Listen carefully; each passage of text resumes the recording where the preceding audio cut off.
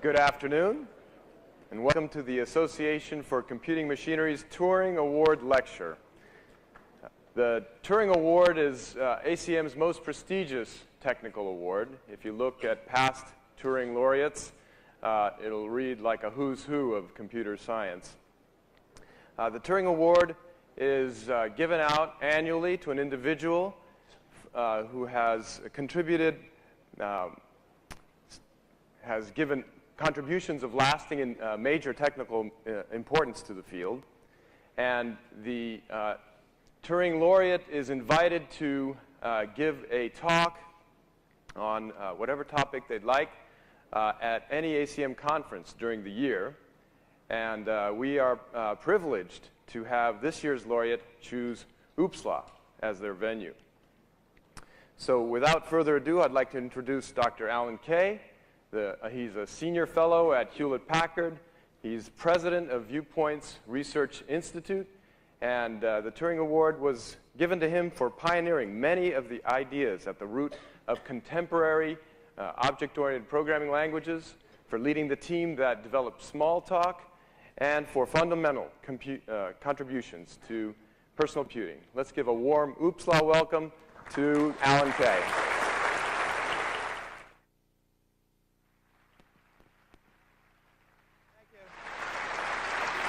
Thank you.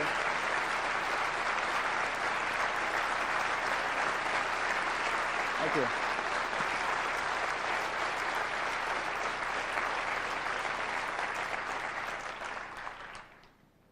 Of course, one of the funny things about the larger citation was it also said for coming up and helping to come up with many of the ideas that eventually led to C++ and Java.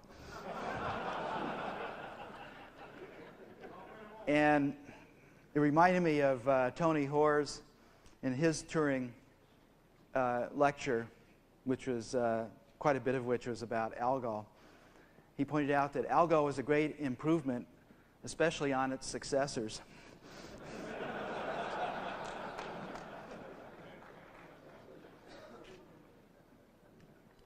So about a year ago, I got asked by SIGC to come and give a talk here, which happened yesterday, about early experiences in computing, primarily for high school and to some extent for first-year college. And I wasn't, of course, expecting to get this award.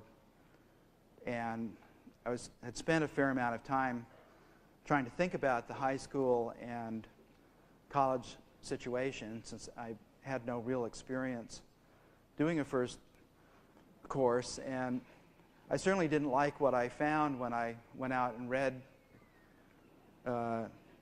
books and the AP stuff and so forth. But I figured nobody wants to hear anybody complain, even if they're telling the truth for an hour. So what I decided to do was to see if I were going to teach a first course in high school or college, what would it be like? And that was the talk I gave yesterday. And I wound up thinking that perhaps a slightly different version of this would make a reasonable Turing lecture. So here it is. And first I want to start off with a Don quote. He has lots of them, but this is my favorite one of his. "Beware of bugs in the above code. I've only proved it correct, not tried it." This is the perfect antidote to what you might call the academization of the field, which quite a bit of which has been an attempt to use classical mathematics to deal with a new mathematics that requires a new math to help describe it. So what we have is a new field. I believe math, simple statement about our field is that math wins. Basically, every time you can do something reasonably mathematical with what we're trying to do, we make great advances. But it's rare that old math wins, because we have a new way of dealing with things. Our theorems are not short, and they're not about infinite things. which is what classical math is generally about. The equivalent of our theorems and proofs are very, very long things about finite structures. And so we have a very different way of doing about it, and hence Don's quote, which I think is absolutely perfect. And because our field is the way it is, everything we do is done within a community.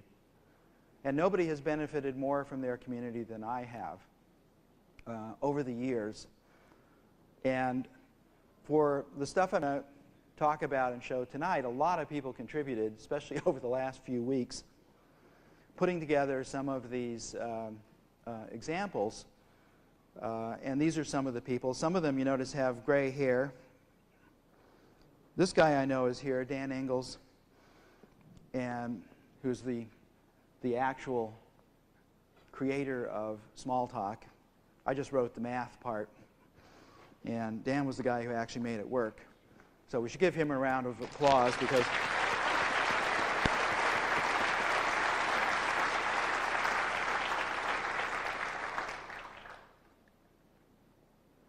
so I guess the first thing to think about here is we have these terms, computer science and software engineering.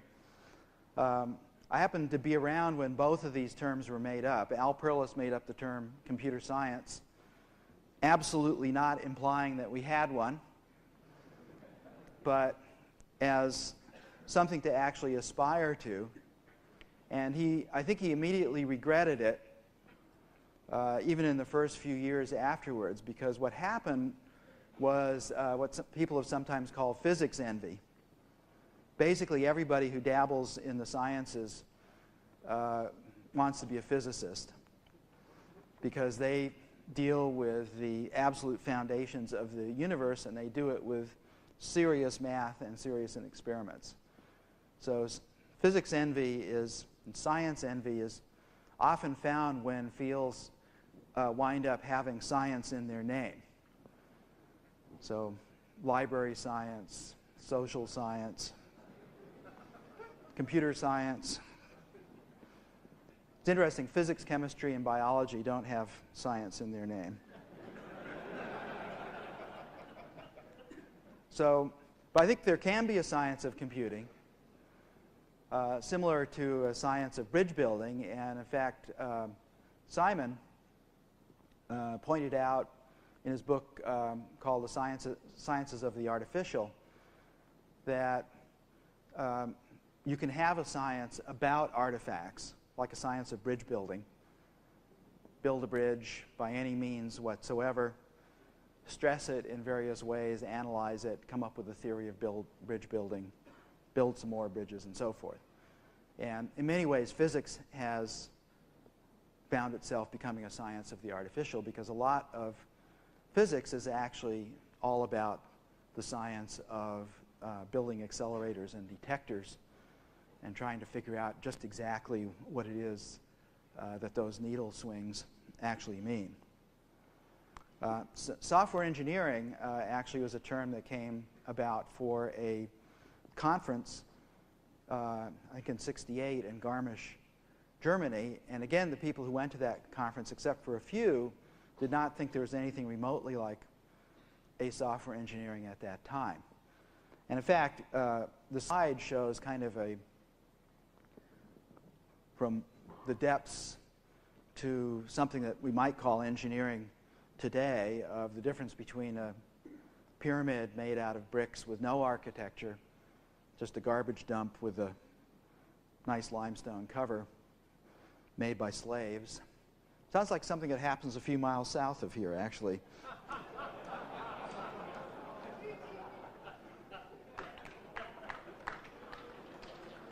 I can just imagine some pharaonic architect at some conference announcing their new pyramid.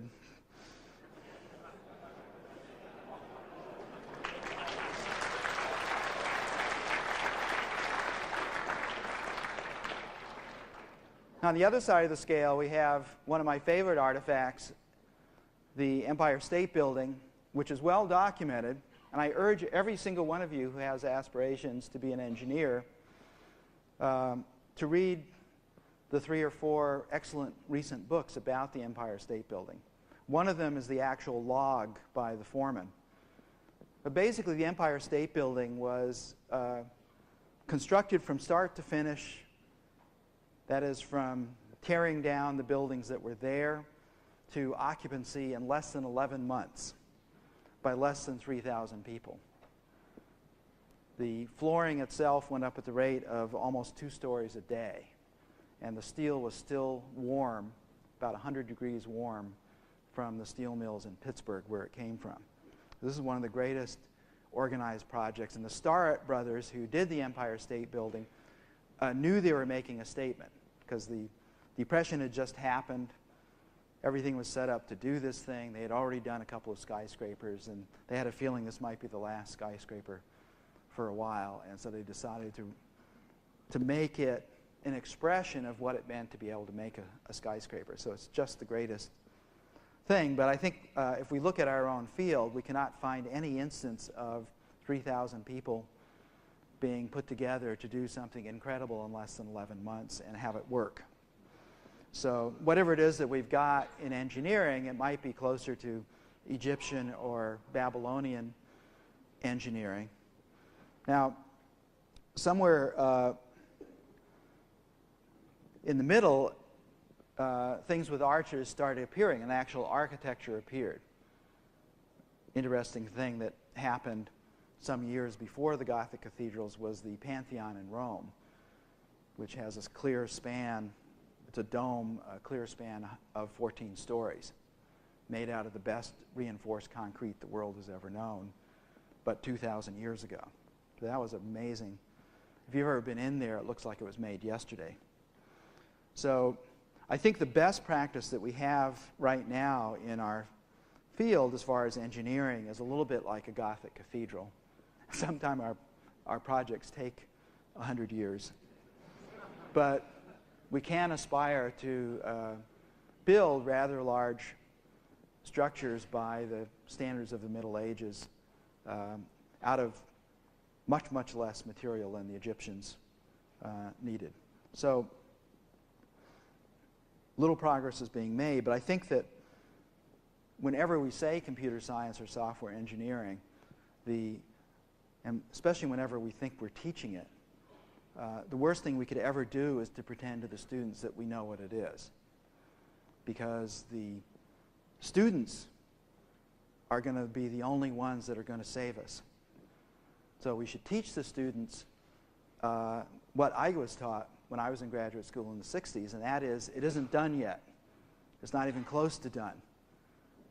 You have to understand what the actual scope of computing is going to be, and you have to help us invent it. And in fact, in those years in the ARPA community, the PhDs were given out for actual advances in the state of the art, as opposed to commentaries and small additions to the state of the art. So it was a very different time back then, but a lot simpler. So I could give a whole talk, maybe not terribly successfully, about motivations. In the end, everything we do is being subject to other people's motivations, particularly in the user interface field, particularly in education. But I thought I'd show a much simpler model than we use, but it's only a two-dimensional model, and just have us all ponder it for a bit. So one dimension is in the reasoning and change area, is the incredible disparity between the percentage of human beings who are basically instrumental reasoners and those who are basically interested in ideas. So this has been studied in a variety of different ways, and it seems like us normal human beings are basically instrumental reasoners. And an instrumental reasoner is a person who judges any new tool or idea by how well that tool or idea contributes to his or her current goal. So most of it, we're very goal-oriented. We're working on things. Somebody comes up with something new, and our ability to accept it or reject it if we're instrumental reasoners, depends on whether we can see it contributing to our current goal. So the other 5% are primarily motivated by ideas. So when a new idea comes along that appeals to them, they will transform themselves and their goals in the presence of that idea. Needless to say, the 5% are much easier to teach, particularly if you're trying to teach them things that were inventions rather than things that are built into human beings. So if you're trying to teach something really weird like science, it is not an easy thing because you're dealing with a set of very practical and pragmatic kinds of people. So now the other dimension here is is basically about reward, inner motivated versus outer motivated. So about 85% of us are motivated by things outside of ourselves, and about 15% are motivated by things inside ourselves. And so that's kind of interesting. And so what we have here, if we look at this, is we have a kind of an interesting category of people who are inner motivated and interested in ideas. I'll leave it for you to figure out who those people are. An interesting category number 2 is people who are outer motivated and interested in ideas. The people who are inner motivated and not interested in ideas tend to be dangerous and cause a lot of trouble. I think there are a lot of corporate executives up in there. But basically, our field is a field that's the next great 500-year idea after the printing press. And so we should all be properly concerned with something quite different. And that is, we have to be concerned with how the entire bulk of humanity is going to respond and deal with the things that we do. So it's extremely interesting to consider the 80% here that are outer motivated and basically practical. And a fair amount is known about this 80%. Now, in the past, I've used the term voting, but this group does not go to the polls to vote on the things they believe in. And it takes them a long time to change what they believe in. But the way they do it is kind of interesting. And it's a kind of a consensus that is gradual. It's a seeping kind of consensus. And it has many of the same characteristics as a model of a forest fire. So I have a little particle system here. And the percentage of trees to the percentage of clearing here is just 50-50. So if I say, okay, let's see if we can spread the fire throughout the forest here with a 50%. Sorry, I didn't initialize that. Let's try again. So here's 50%. So surprisingly, it doesn't. Try it again. Okay, well, let's try, go up to 60%, let's say. So you can think of the 60% as people who are almost ready to agree. People are essentially there.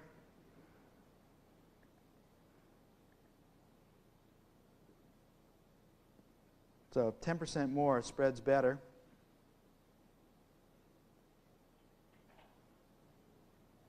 Try another one. Because each time the placement is random, so you get a slightly different behavior.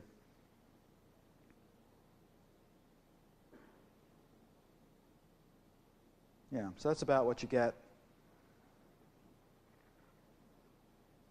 Okay, it burns itself out. So if we go up to like 66% or so, 67, 66.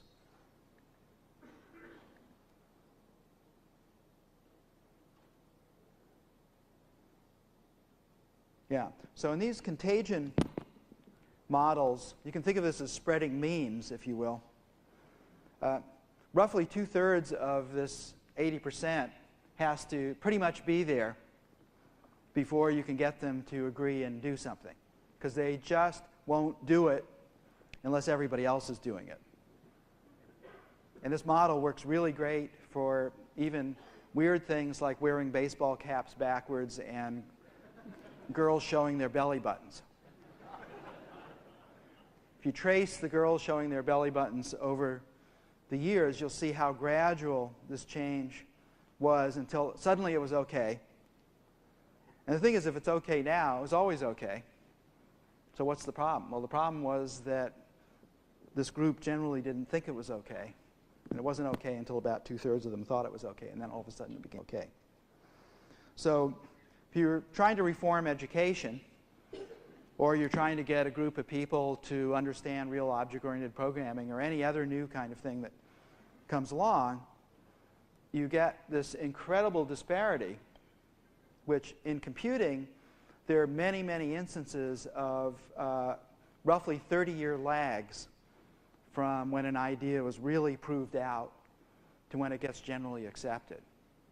So nobody knows whether this 30 years actually means anything or not, but it's interesting to look at the case of Unix and all of its different adventures over the years and finally being accepted, even though it has basically a late 60s architecture, which is better than the architecture of some of the operating systems that are around.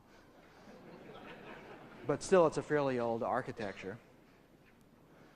And so I'm desperately trying to hold on to life until at least 2007 or 8, because quite a bit of the work at PARC peaked 30 years ago from those days, and I'm curious to see whether those ideas will actually be accepted.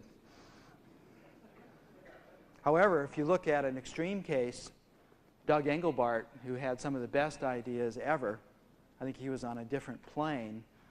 His ideas are now getting closer and closer to being 40 years old in their articulate expression, and most people still don't understand what it was that he was trying to do. Now, I think an ancillary problem is that our field, and I think people in general, take great delight in complexity.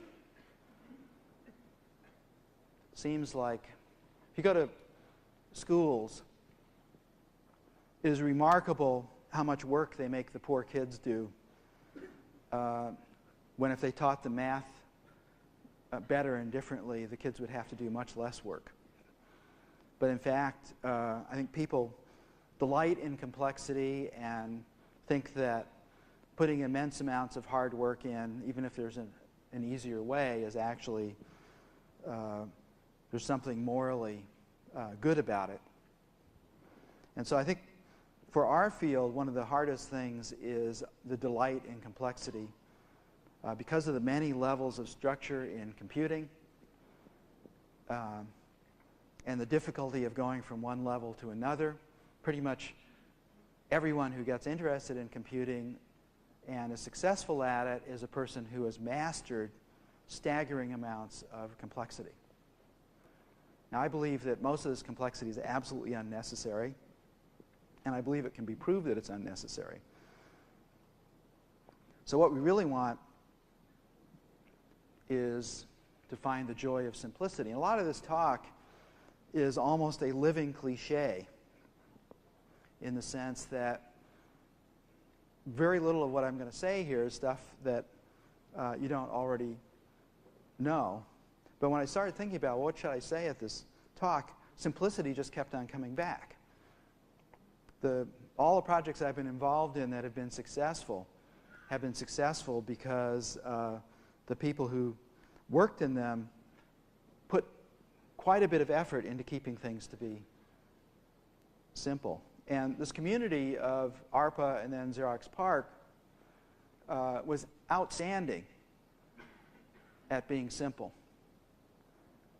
And this is a very, very confident group of people. But surprisingly, I won't use the word modest because I don't think anybody would recognize that word applied to these people. But I would say very, very respectful of these grand ideas they were trying to do. Butler Lamson here was always pounding for simplicity. Chuck Thacker, who did the alto in just 3 months, was a master of simplicity. Dan Ingalls, master of simplicity. So Metcalf and Boggs. Metcalf tells great stories about how many things he actually didn't understand. And it was incredibly important that he didn't understand all of those things, else he never would have been able to invent the Ethernet. Gary Starkweather, who did the laser printer, first laser printer was a page a second, 500 pixels to the inch, faster than most laser printers today. Was about 3/4 made with parts that Gary got from Edmunds Scientific hobby catalog, because they were cheap, so he could get many of them and try them out and so forth. So this particular way of looking at things, which was basically, hey, this group said, we're just nowhere near as smart as IBM claims to be. They're always announcing some new complicated network architecture that we can't see how to make it work. And so we'll just stick to our old full duplex ideas and retransmission and put a few other things in there. And it may not work as well as what IBM claims it's going to do, but it's probably going to work. And funny thing is, the networks we use today are those terribly designed, unbelievably inefficient, stochastic networks that are far from perfect, but what's great is that they eventually get that packet through perfectly. You just have to be willing to wait. So the other thing that this group was really good at was what I call a different kind of simplicity. So it's hard to claim that Maxwell's equations here is simple,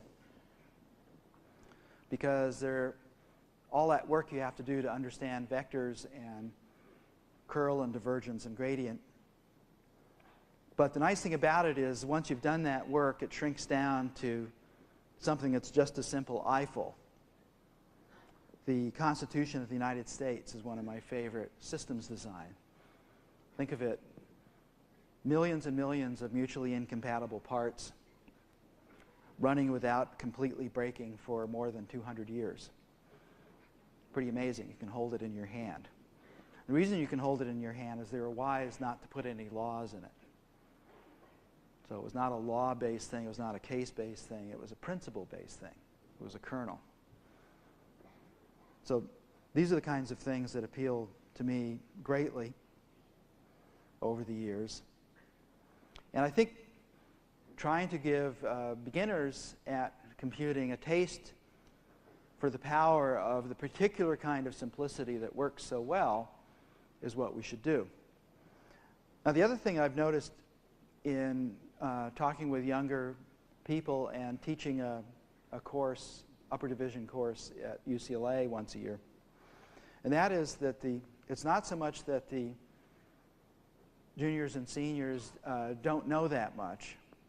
They actually don't know that much for being close to graduating from college. But the thing that is distressing about them is that the things that they do know, they know very badly, as they know them in ways that are almost counterproductive for their thinking.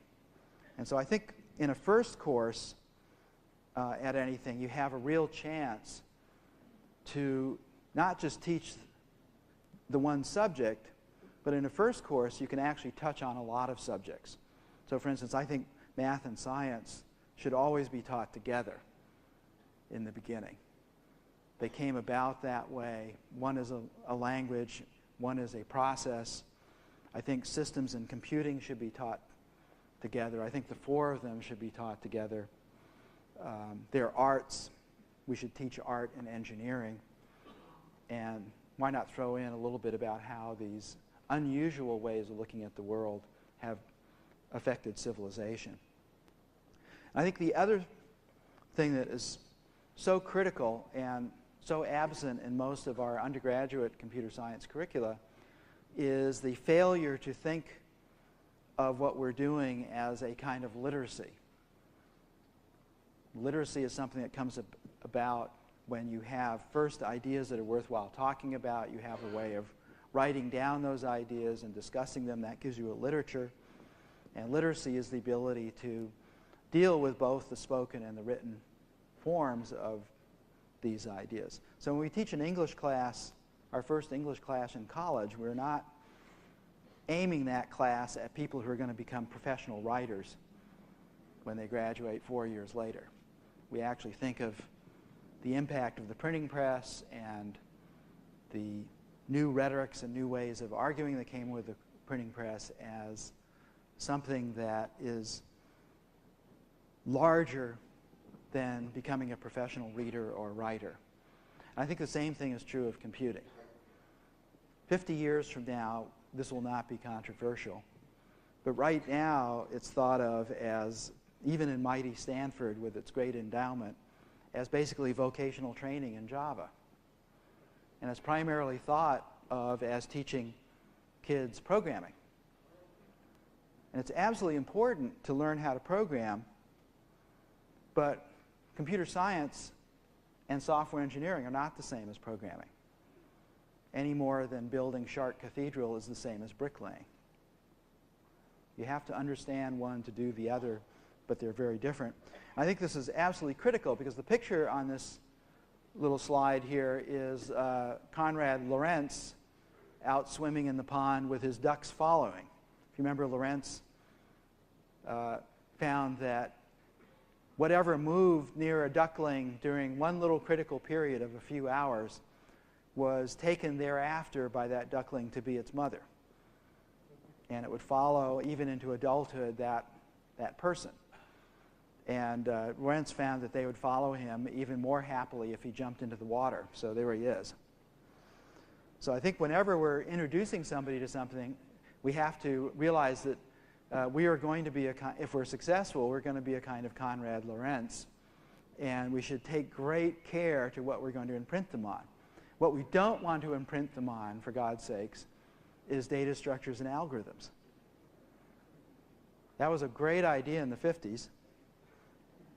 And you had to understand it, and it's still useful today for optimization and other kinds of things, but it is not the center of the field and hasn't been the center of the field for a long time. And what's worse about it, it doesn't scale. There's very little systems aspect in the way the data structures and algorithms are taught. And so I believe that what we have to do is give the students a real taste of what the whole deal is. And so they have to start thinking in systems ways, thinking in mathematical ways, scientific ways, as we go along. So this is a tall order, obviously. Now, we can all remember our Konrad Lorenz. And mine happened after I'd been a programmer for 5 years, a journeyman programmer, putting myself through school. Went to graduate school and was given Ivan Sutherland's thesis by Dave Evans. And Dave said, read it, then come back and talk with me about it. And it was a big, thick thing. But I saw that his thesis advisor was a guy by the name of Claude E. Shannon. And I'd heard of Shannon. And I thought, well, boy, if Shannon signed this thing, maybe I should read it. And I discovered that it was the most amazing thing that I had ever heard of being done with a computer up to that point.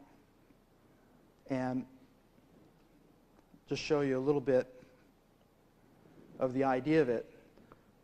So this huge machine, which is about the size of this auditorium, had only one guy on it from 3 o'clock in the morning to 6 o'clock in the morning. You notice he just sketched in something there, then told those edges to become mutually perpendicular, and Sketchpad figured out how to do that for him. First system to have a clipping window. So you're actually drawing on this huge virtual sheet of paper. Again, you draw quickly, point to these two guys and say, okay, become parallel, figures out how to do that. Now he's saying, be collinear. So lay yourself over these lines. And of course, this display on this machine only plotted points. So about half the capacity of this machine, from about here over to there, was just to put these little dots up on the screen and pretend it was a line drawing display. Now he's got a hole in the flange, and he wants to make a rivet. Got some more ink. Notice it's a two-handed user interface, as all user interfaces should be. That's what that other hand is for. Point to the center of the cross piece there to get the center of the arc. And again, let's do the mutually perpendicular trick. That drags the center guys, which drags the arc guys, and we get a nice little symmetric rivet. And he could tell it to be in some ratio, the two sides of the vertical part of the rivet. Here he's just showing us that it will do another solution. And now he's going to go back to the original form and show us one other interesting thing, which is he can make instances of this guy.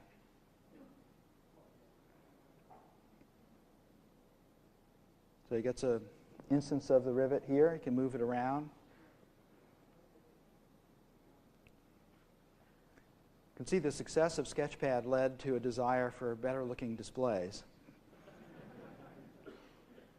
And actually, this twinkling is, they discovered right away that you got seasick unless they randomly plotted the dots. So every time something's being done in there, they're actually sorting half the memory of the machine to keep the dot display random so it wouldn't swim around much more than it is here. So he's got 4 instances now, and he says, whoops, I forgot about the cross piece. So it goes to the master, which we would call a class, makes the cross pieces transparent, and we see the instances all feel that.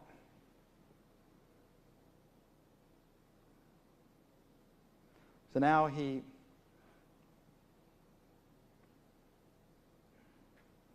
going to take this thing that he just made and make it into a master. So the new construction is a master, and now he can get some instances of this flange here. So the range of Sketchpad was surprising. So by the end of 1962, he could not only do stuff like this, but he decided, okay, I need letters and numbers. So letters and numbers were actually made out of this Sketchpad stuff directly by drawing them in. So all of the captions, all of his drawings and his thesis were made by the system as well. And then he realized, oh yeah, I can actually do a bridge, because a bridge actually acts a little bit like a very stiff set of springs. And I can tell Sketchpad to try and keep these guys constant when something is trying to force them to move, and I can measure the disparity, the strain on each one of these guys, and I can show them as labels on all of these guys, and I get a simulation of a bridge without Sketchpad ever having heard about a bridge. And he realized, oh, I can do that with EMF also. I can make circuits, and the constraints will actually drive all of these simulations. So in my career, I think what I've been doing for the last 40 years is trying to get the next version of Sketchpad out. Because if you think about what this thing is, this is kind of what we want. We want something in which anything that we are interested in, especially dynamic things that we're interested in, we can simply draw them in there, put in the relationships that we understand piece by piece, and have the system synthesize all this into a dynamic simulation of astounding range. So it's just beautiful. I don't know whether our field has a Newton in it yet, but if it has a Newton, then I think it would have to be Ivan Sutherland. Because where the field was before Ivan came on the scene and afterwards is fantastic. So I want to ask Ivan, how could you possibly, in 1 year, in machine code, on this big but rather slow machine with no graphics display on it, have done the first graphics system, the first object-oriented software system, and the first dynamic problem-solving system? And Ivan looked at me and he said, well, I didn't know it was hard. So by the way, this thesis is available from MIT. Should get it and read it. My favorite line from it is, he says, it is hoped that future work will far surpass this effort.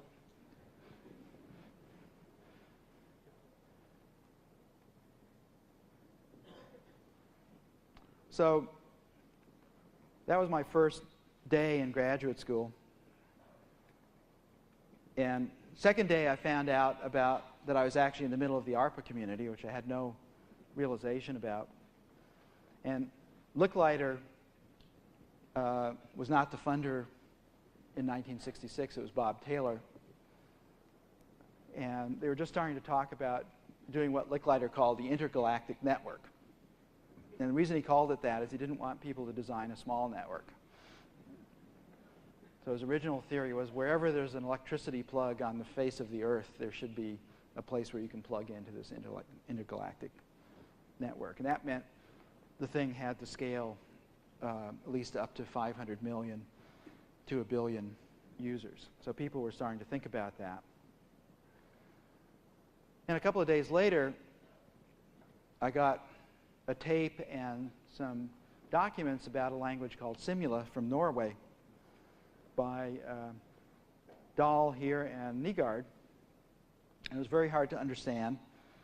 And after a lot of work and looking at the listings, we realized, well, this is a programming language that is dealing with the same kind of structures as Sketchpad.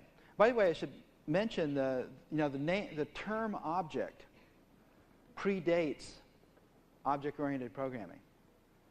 Object in the early 60s was a general term that was used to describe compound data structures, especially if they had pointers in them.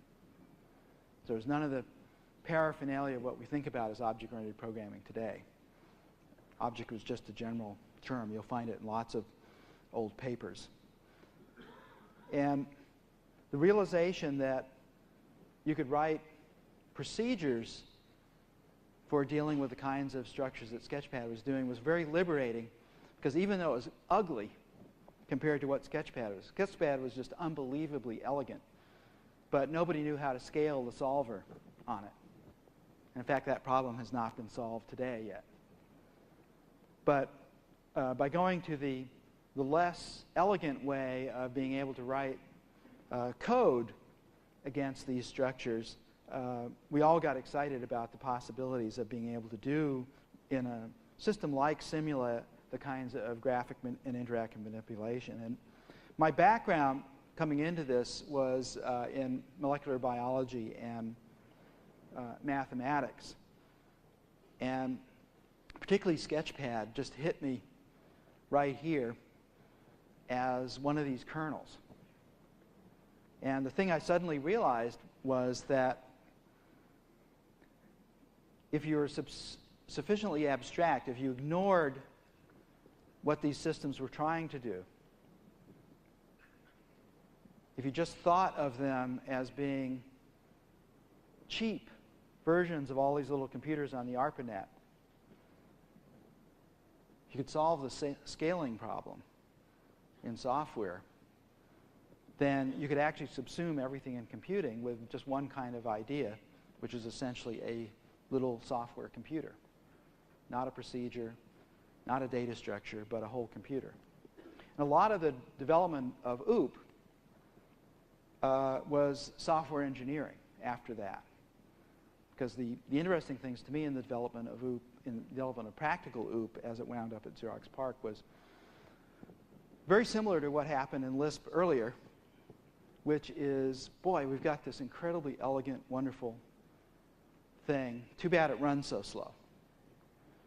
But what if we could make it run faster in a way that doesn't get in the user's way? Then we would have something really, really nice. And some of the best, actually, I just talked to Guy Steele, who is one of the people who helped make Lisp into something really special to use as well as to contemplate.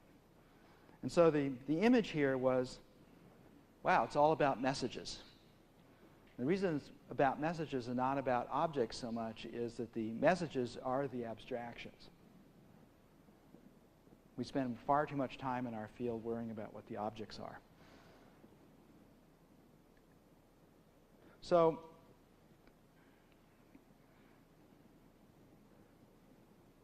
now I need to move along.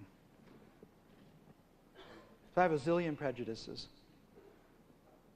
I love parallelism because I learned how to program plug boards before programming a computer. And the beauty about those things was you could make a kind of a machine that was highly parallel. I love hardware like the B5000. All of our virtual machines today that we use came out of the hardware of that machine. Too bad Intel and Motorola have never saw fit to learn anything about software. Make our lives much simpler. I love Lisp. Everybody should understand it. The JOS was the most beautiful programming language ever done. It could hardly do anything, but it did it beautifully. So it's an interesting challenge to take something of this level of beauty and try to scale it. If you combine these two together, you got the original Logo. That's how Logo came about. Attempt to take Lisp and have something prettier, especially for kids. I love APL. Now, all of these systems, I think, can be done in a different way. But basically, the love of these things is because these guys got to some special kernel. I love what Engelbart did. I love spreadsheets. I love HyperCard. Suppose you could amalgamate all these wonderful things into a simple system that regular people can use. Okay, now let's talk about the why of what we're doing. Why do people do things? Well, Frank Oppenheimer in the Exploratorium made 500 exhibits to teach just one idea: the world is not as it seems. They asked him why, and he said, well, every child is different. If we have 2,000 children in here bumping against 500 different exhibits, there's a good chance that a child will find the exhibit that speaks to them clearly about this first important idea about science. So he said 500 of them. And I think if you're going to teach a course in this, you need 20 to 30 projects or so for each area to give the children the choice.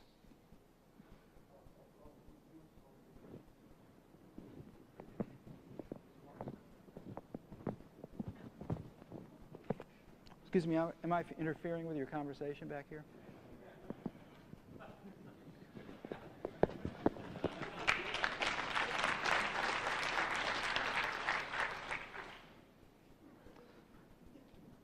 I won't tell you what quadrant they're in.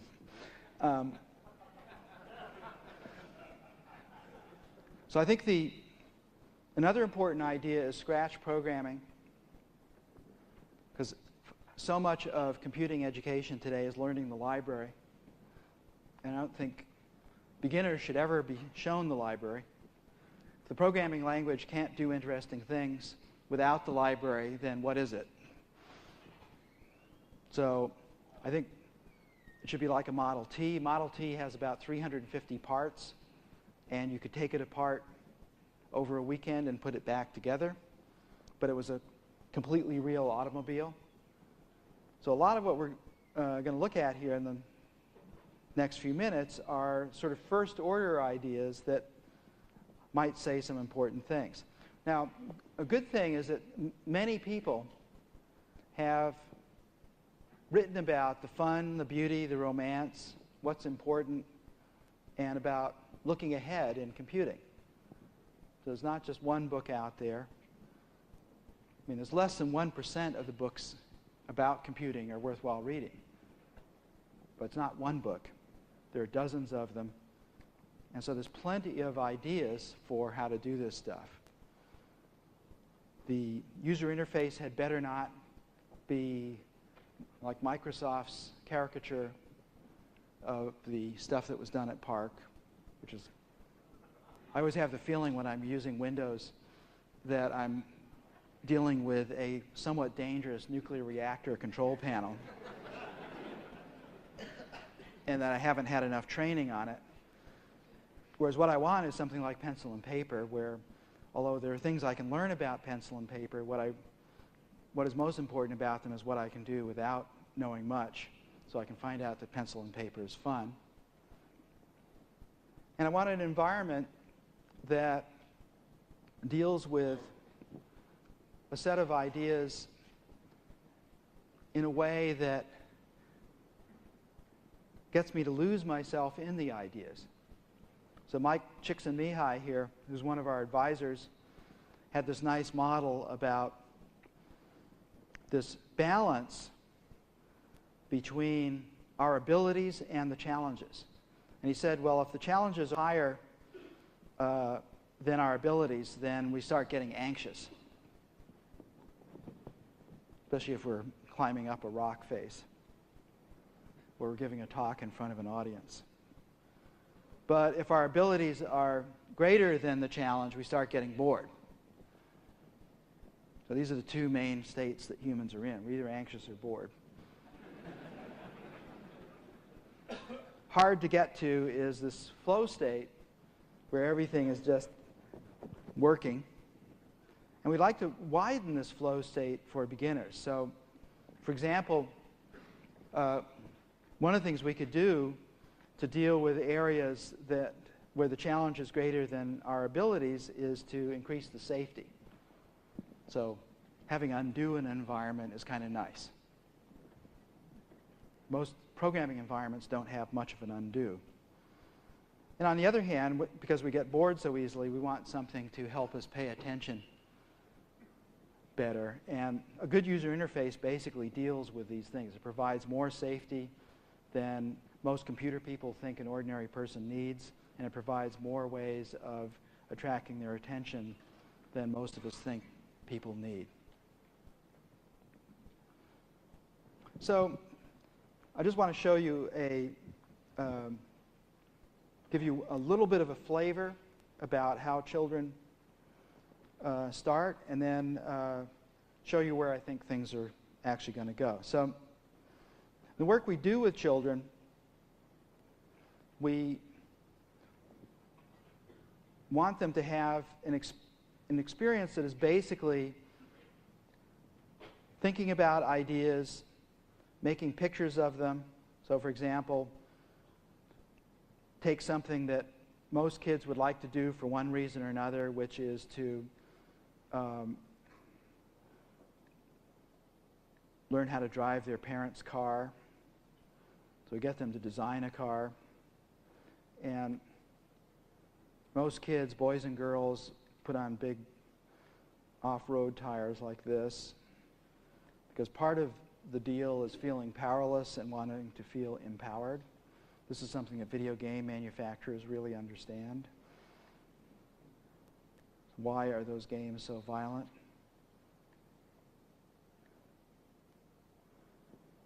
And so we have a little graphic object here, and we can do things to it. We can open it up and see a viewer of it. I realize people in the back can't see very well, so I'm looking at a property here called the heading of the thing, and I'm going to count up. The number starts at 0, and as I count it up, you can see the little car turning. I've got a behavioral property here, forward. I've got another one called turn by, and so if I just drag out the lines of script here and turn on the clock,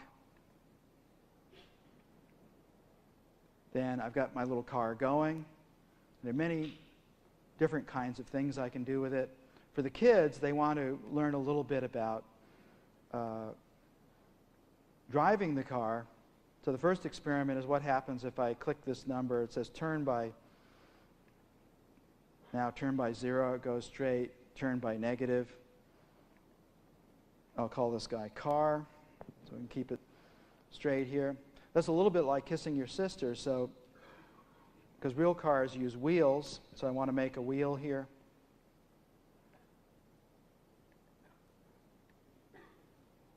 Just draw one. And it's got the same user interface as the other one, because this is a system in which there's only one kind of object. So it's exactly the opposite of the systems that you're used to that have zillions and zillions of classes and subclasses and so forth. And we can talk a little bit about this in the question and answer system if you would like. And so here's this wheel. It's got a heading also. And if I pick up the name of that heading and just drag it over to the script here, so it says car turn by wheels heading. Now I can just turn the car around. Now what's important for 10-year-olds is that they learn what a variable is for the rest of their life from this one shot.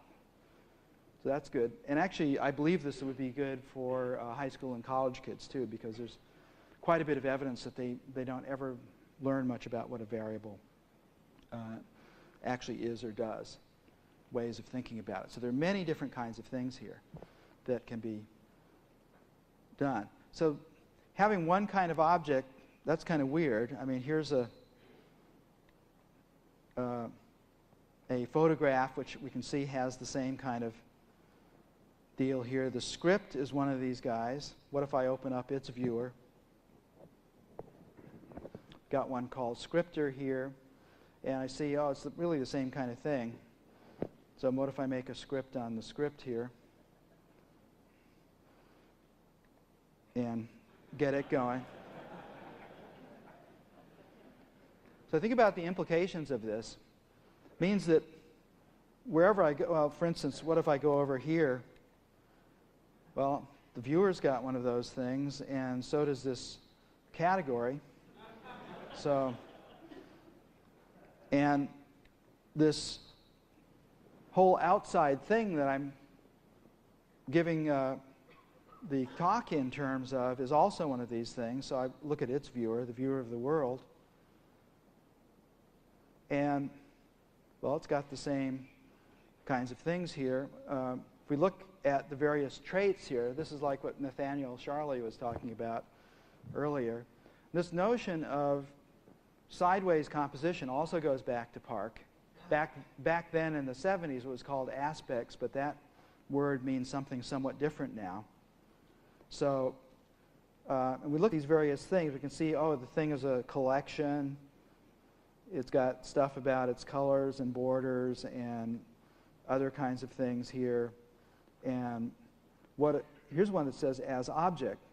Now, in an inheritance system, the object would be way up at the end of the inheritance system. But in a sideways composition object system, it's going to be one of the traits. We're looking at the view of the object as an object. And we tried to think about what would be an interesting way of showing this idea of meta. So here's one where what I'm going to do is suppress all of the costumes on all of the objects. And I think this will help you see that everything is sort of abstractly the same here. Okay, so basically I just turned off the costume mechanism. Now I have this interesting problem of getting back.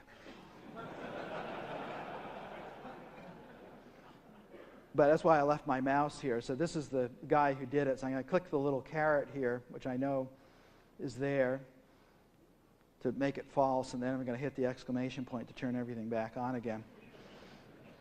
You see what I'm talking about, though? Basically, meta is safe if you can allow fence after fence after fence after fence. Now, there are many, many examples, which if I had a longer talk, I'd show you. But I wanted to show you the last set of ideas here. So if we could just go to the video 2, please, in the back. Okay, so return to Sketchpad here. And if we look at a more future-oriented event, we see that we now have the ability of doing much more complicated ways of thinking of environments. So here I am in a 3D environment that we built called Croquet. And by the way, if you're interested in the kids stuff, it's found on the website squeakland.org. And this Croquet environment, this is all free software. Croquet environment is found on opencroquet.org. And so again, this is a completely constructible environment here, but what we did was to do a kind of an interesting analogy to web pages. So if each 3D world here is like a web page, and these portals are like a hyper link to them. So I'm just going to pop Alice into this guy here. I'm just going to do a 360. This is a Mars environment. All of these environments are buildable.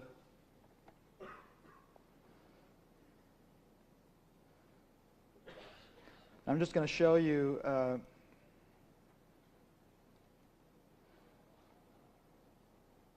one last thing so I can end on time.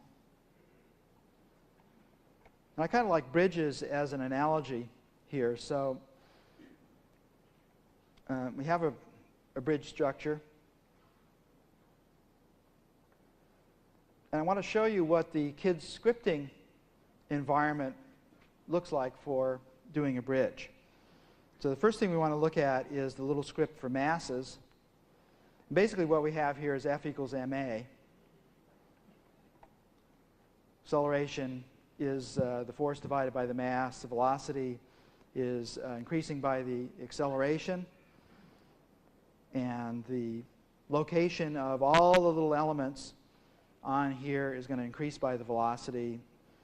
And I'm going to turn on the force here. If I can get this mouse to work. And say, okay, let's do that. So this bridge structure is feeling gravity, and you can see it coming into equilibrium. We could have made it stiffer. But let's look at the springs. The springs are fairly stiff. K gets minus 1400 here. And so what I'm going to do here is to make it minus 400. Tell it to go ahead. So that's going to let it sag quite a bit more. And then we all remember the Tacoma Narrows bridge film. So of course we have to have some wind. And basically what I'm going to do here is turn on a variable gusting wind that's completely described by this script here. And okay, so now it's going to do some Tacoma Narrows stuff here.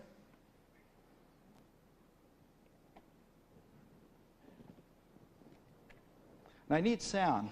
I noticed the sound wasn't working. Thank you.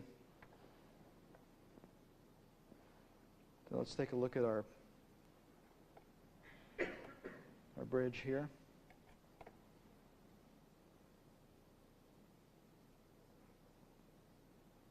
And, you know, it's funny, when you look at a model of steel, if you remember that Tacoma Narrows Bridge movie, it was really like the bridge was made out of fabric of some kind. And this has this kind of same aspect. And that gave us an interesting idea here,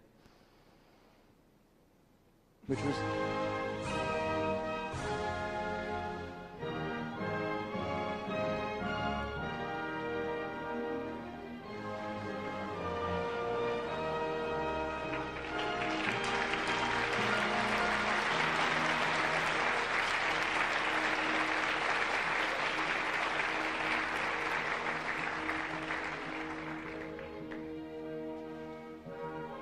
So I think a good way to end this talk is just to say that if we can't get kids interested in the romance, why this is unbelievably beautiful new art form, then we're not living up to what our duty is of enjoying the stuff ourselves. We have to reach deeply inside of ourselves to remember what it was that first got us interested in this wonderful new thing. Remember that it hasn't even started yet, and it's our duty to help the children as young as possible try and do a better job of it than we have. Thank you very much.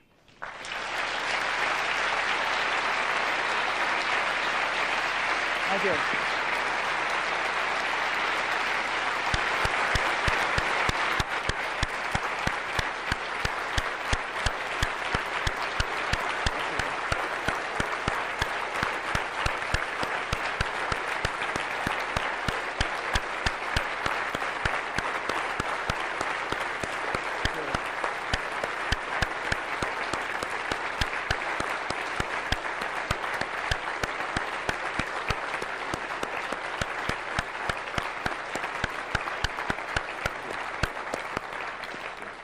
Thank you, Alan, for a fantastic talk. And we have a token of our affection here as well. That concludes our Turing Award lecture. And you're welcome now to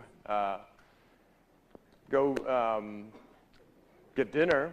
And then afterwards at 8 o'clock, we'll be beginning the last thing on this evening's agenda, the Goff 10th Anniversary Reunion. So, you're dismissed. Thank you.